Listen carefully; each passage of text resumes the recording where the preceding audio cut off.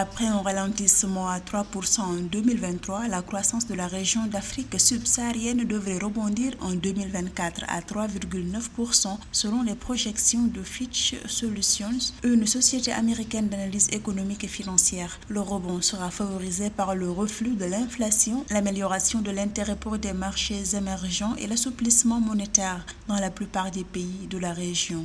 Vous savez, aujourd'hui, dans le nouveau partenariat mondial que l'Afrique a en recherchant des opportunités économiques à travers le monde, l'Afrique aujourd'hui pourra bénéficier, surtout sur la question, par exemple, des céréales. Vous savez que c'est pour juguler l'inflation. Vous avez également les questions, par exemple, de rendement au niveau des cultures agricoles. Il y a une hausse anticipée des rendements de plus de 10%. Et ça va être aussi une source pour favoriser également la croissance. Selon Fitch Solutions, les principaux moteurs de la croissance économique en Afrique subsaharienne selon les secteurs de l'agriculture, de l'industrie manufacturière et des services.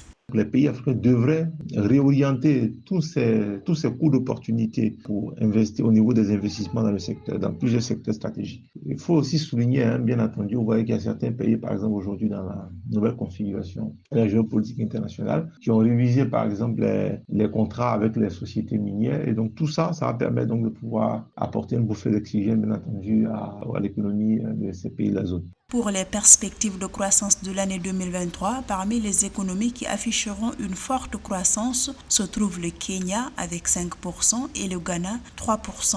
Quant aux grandes économies de la région telles que le Nigeria et l'Afrique du Sud, ces pays devraient enregistrer une croissance de 2% et 0,5% en 2023.